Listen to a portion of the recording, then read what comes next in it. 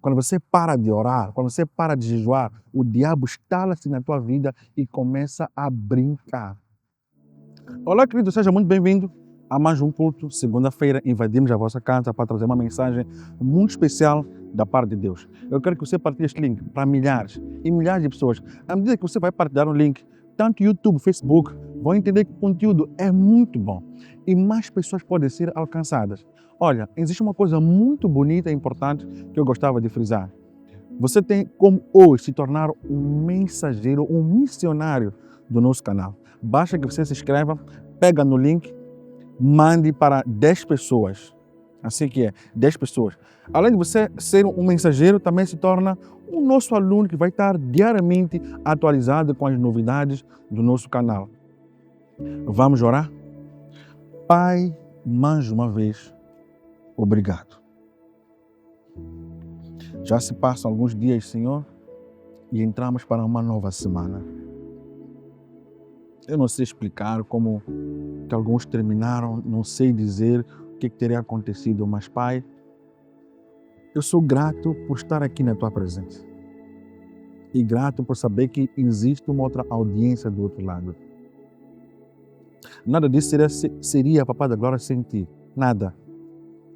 Estes recursos todos pertencem a Ti, o dia pertence a Ti, a nossa vida pertence a Ti. Nada do que estamos aqui a fazer pertence a Ti. Simplesmente nós estamos a usufruir, Papá.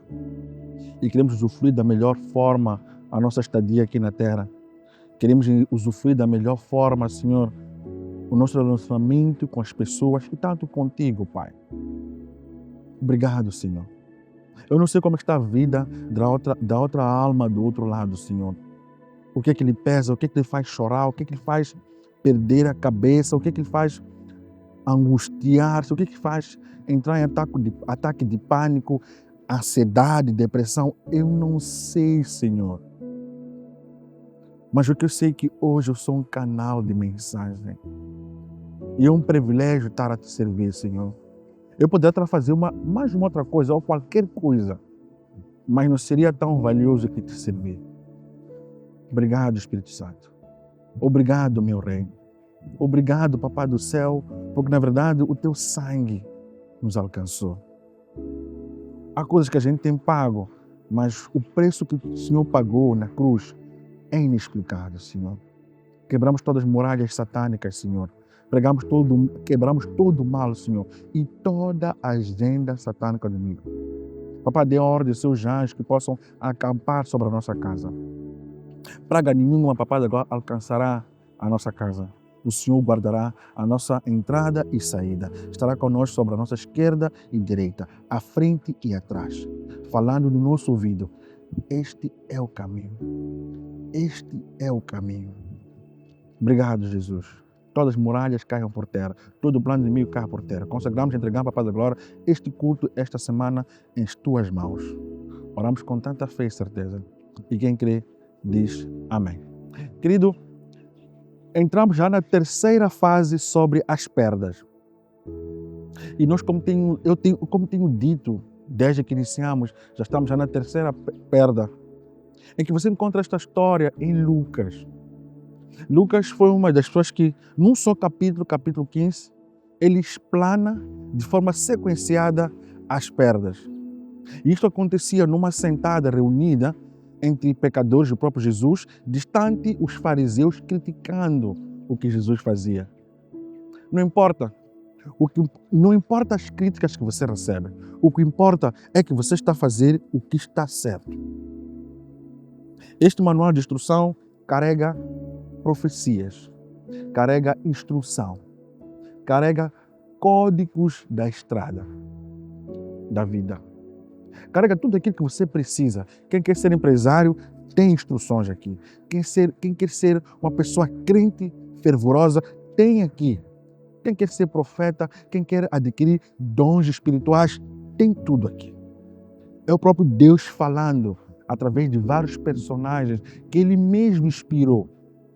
e inspirou Mateus, Marcos, Lucas, João. E são todos os personagens que você vai encontrar neste manual de instrução desde o Novo Testamento até então. Só que aqui eu quero falar de uma forma sequenciada, que foi a última perda, em que Jesus falava sobre a perda do filho pródigo. As perdas são inevitáveis. As perdas, elas funcionam como um trunfo para viver algo novo. E nós às vezes não aceitamos as perdas porque algumas delas doem. E ninguém está à espera de perder. Ninguém está à espera de perder um ente querido. Ninguém está à espera de perder o seu filho. Ninguém está à espera de perder o emprego.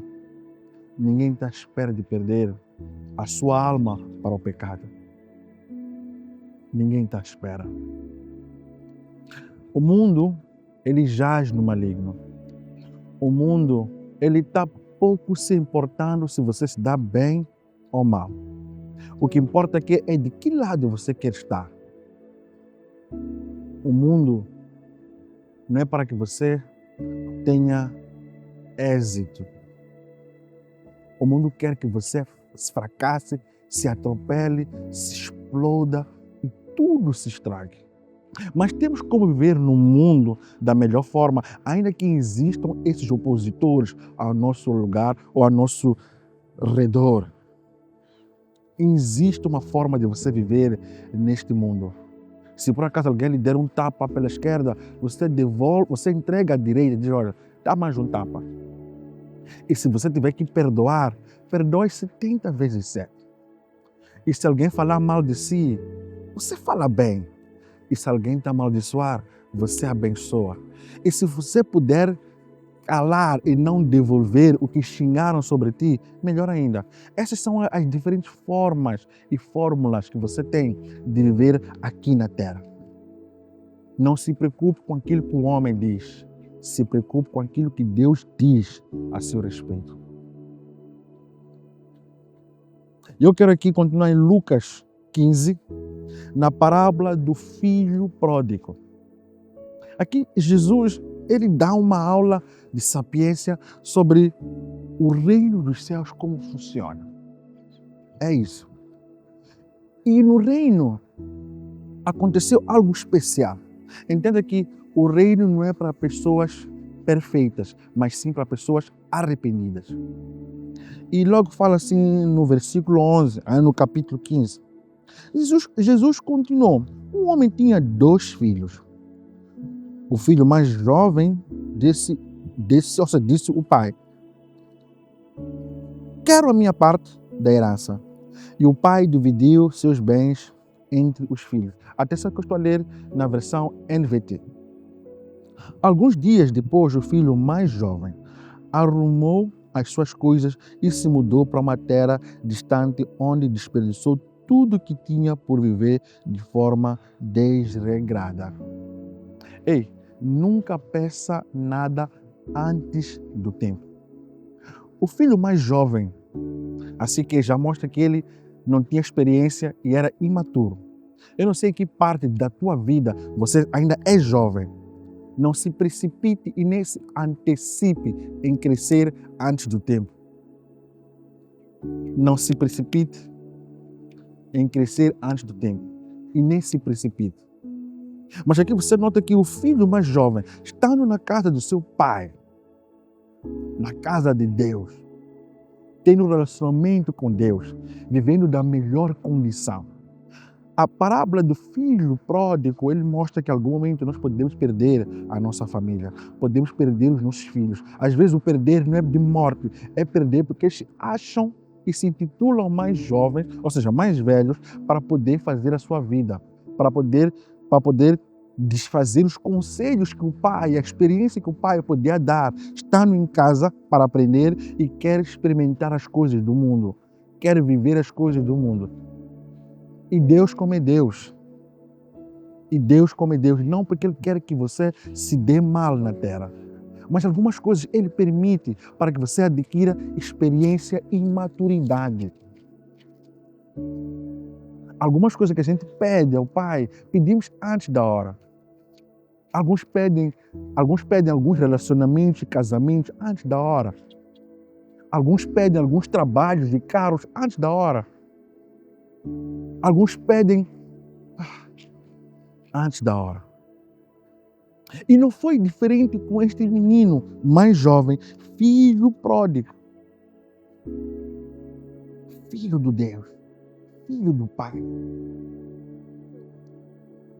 Quando o seu dinheiro acabou, houve uma grande fome, ou seja, uma grande fome se espalhou pela terra e ele começou a passar por necessidade. Quem sai da presença do Pai passa por necessidade.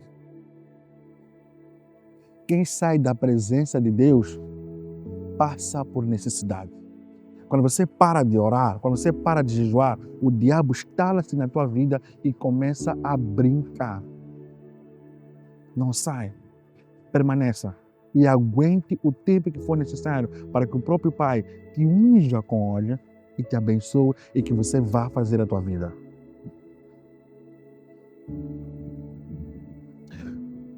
Convenceu um fazendeiro da região a empregá-lo e esse homem o mandou a seus campos para cuidar dos porcos. Às vezes, quando nós saímos da presença do Pai, nós começamos a viver de forma desgraçada. Começamos a mendigar. Começamos a sofrer.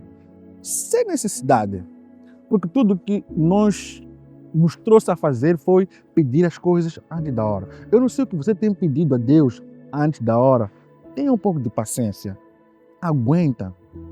Não se compare com a vida dos outros. A comparação é a destruição dos teus sonhos em câmara lenta. Não aprecie nem cobice a vida do outro. Você não sabe qual é o preço que aquela pessoa pagou. Por algum motivo, algum momento, também posso imaginar que esse filho pródigo apreciou alguma coisa lá fora e achou que já estivesse na hora. E às vezes o que cria isso são as nossas companhias. As más companhias destroem os bons costumes. Então não se corrompa. Tenha paciência, espere no tempo certo. A herança é tua. A herança é tua. Deus tem um galardão para si. Então não se apresse. Espere no tempo certo. Deus vai dar. Embora quisesse saciar a fome com as vacas, ou seja, com as vagens dadas aos porcos, ninguém lhe dava coisa alguma. Quando finalmente caiu em si. Aqui é onde sustenta a frase que eu venho sempre falando, que os céus, o reino de Deus, não é para as pessoas perfeitas, mas é para as pessoas arrependidas. E o filho pródigo, ele mostra uma parte da Bíblia, continuando desde o Éden, depois a morte e a ressurreição do próprio Jesus Cristo, mas aí é uma outra coisa que já vem tão especial, o Espírito Santo. Jesus, quando vai, ele promete enviar alguém mais poderoso do que nós, do que ele. E esse era o Espírito Santo, encarnado como Deus. Deus é tão perfeito, ele tinha todos os planos bem arquitetados para que não nos abandonasse e sempre estivesse a nos resgatar. E o Espírito Santo, as funções que ele tem é de nos convencer do pecado. E este filho pródigo, ele convenceu-se, caiu em si, não teria como. Além das dificuldades que ele passava, ele já estava na casa do Pai, ele já tinha um relacionamento com o Pai. Simplesmente na casa do Pai, ele decide sair para viver coisas distantes de Deus. Eu não sei o que você decidiu viver distante de Deus, ou seja, eu não sei o que você decidiu há dias ou semanas passadas viver fora da presença de Deus. Este já estava no relacionamento com Deus. Ele já usufruía de todas as regalias, de tudo que era de bom e de melhor. Mas por algum motivo, algum momento, ele decide viver as suas próprias coisas fora da dependência e presença de Deus. Mas porque já tinha o Espírito Santo. Isso prova que ele já era batizado. Ele já tinha uma vida em comunhão com Cristo, na casa do Pai.